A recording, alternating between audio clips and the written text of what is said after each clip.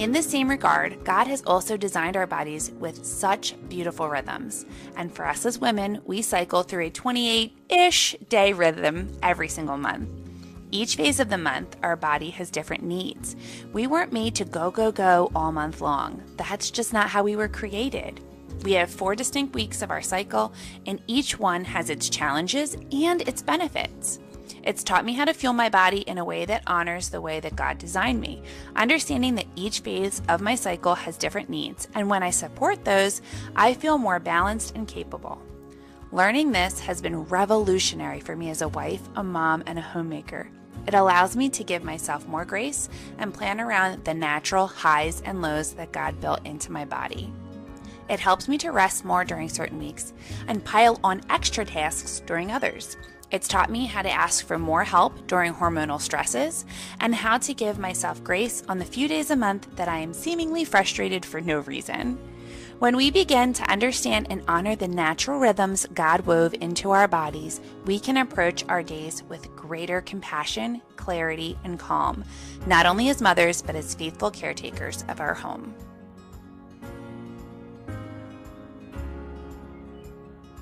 The third way that I practice biblical self-care is by aligning with the natural rhythms of creation. I do this through focusing on my circadian rhythm and taking time to ground. In the winter season, I tend to sleep a bit longer, sometimes even until 7:30.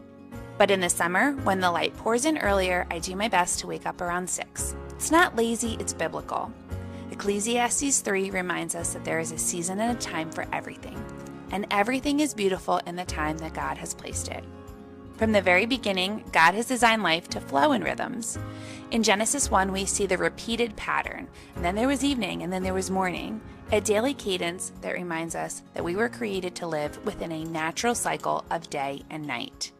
The Lord didn't create us to operate in constant motion or artificial light, but to rest with the setting sun and rise with its light. Honoring our circadian rhythm, going to bed earlier, waking up with the sun, and allowing the light and darkness to guide us is a way of aligning ourselves with God's divine order of creation. When we follow this rhythm, we're not just practicing good health, we're walking in sync with God's original design for human flourishing. Rising with the sun, no matter the season, build your circadian rhythm that the Lord has given us so that we can function with the rest of His creation as much as possible. As a mama, it allows me some quiet minutes to adjust my mind and focus on His peace. It allows my thoughts to get organized on the day because having some time to prepare is also self-care.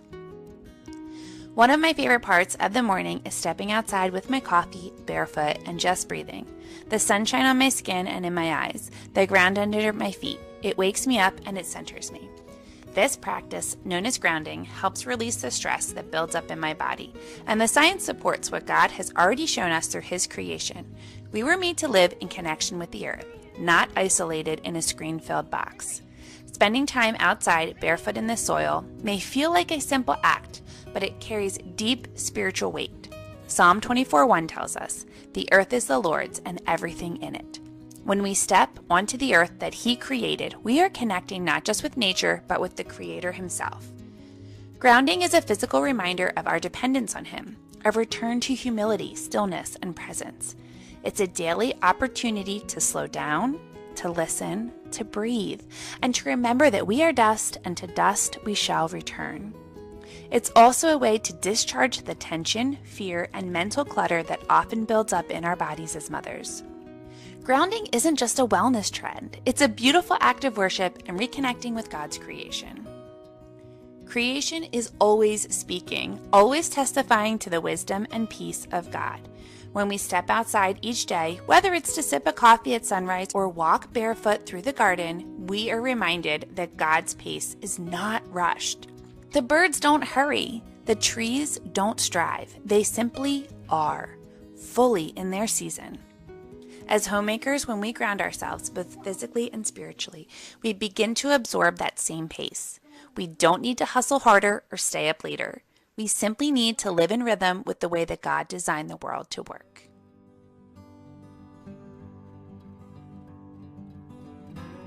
Our next self-care act consists of unplugged joy, essentially meaning we need to take time to find real-life hobbies. Now, here's something that's been hard for many of us: finding something that brings us joy that is not on our phones. I had to ask myself, what do I do for fun? And honestly, I didn't know for a while. I was so busy managing my to-do list and scrolling whenever I was exhausted. But seriously, I have never felt rejuvenated or accomplished once I put the phone down. Because God didn't create us for endless distraction. He created us for delight. So I started rediscovering things that I loved: baking bread, painting with my kids, gardening. Even simple things like listening to classical music while I fold laundry outside can bring joy. Real, tactical joy, if we let it. Something that I started to do recently that I hadn't taken the time to do in many years has been to crochet. I forgot just how much I love to create beautiful pieces. Not only does it keep my fingers busy as I relax outside with my sweet babies, but it helps me to keep my mind focused as well. It's something that I can do throughout pockets of my day, as well as in bed late at night just to wind down. This lovely art form is something that my grandma introduced me to when I was still very small. My constant memory of her was sitting at the kitchen table crocheting yet another blanket while the pierogies warmed in the oven. This sweet new hobby reconnects me with her decades later, reminding me that God is not only in my today, but has been present throughout the generations.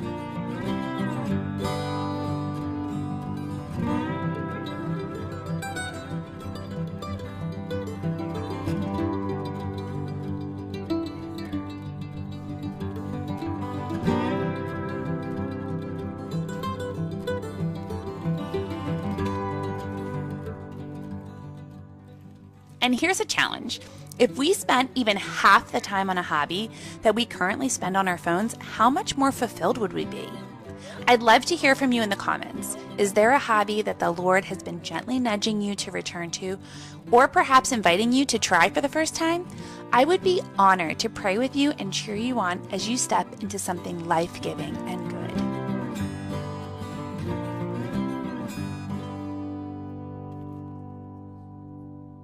Finally, we all need to take some time to self-reflect and really learn what unique self-care item personally fills our cup so that we can better serve others. The truth is, the better we care for ourselves, the better we can care for others. I'm what you might call an introverted extrovert. So while I really do love my quiet time, I also get recharged by being with friends.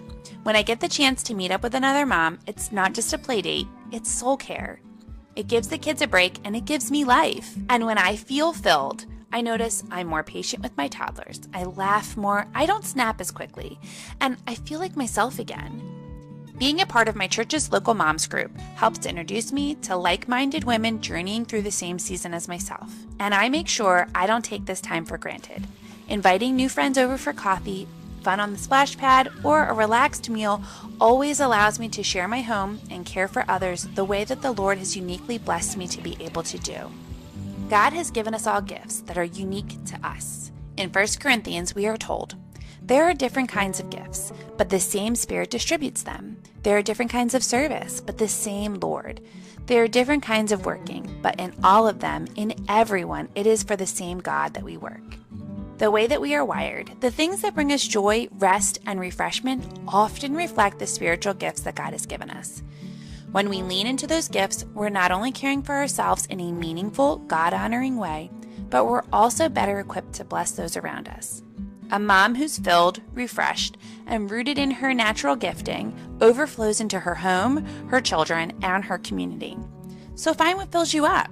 Maybe it's a family walk or an hour of quiet while your husband takes the kids out. Maybe it's coffee with a friend or spending time in prayer.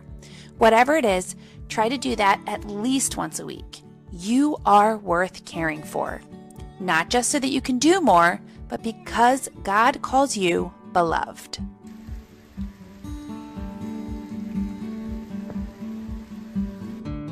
So friend, true self-care isn't selfish, it's sacred. It's saying, Lord, I want to honor you in a way that I care for this body, this heart, this soul that you've given me. And the more I walk in tune with him through his word, through creation, through rhythms and rest, the more I become the woman he's created me to be. If you cherish the beauty of homemaking anchored in faith and this video has encouraged you, I'd love for you to like, subscribe, or share with a fellow homemaker. Let's remind each other that rest, joy, and soul care are not luxuries. They're part of living out the gospel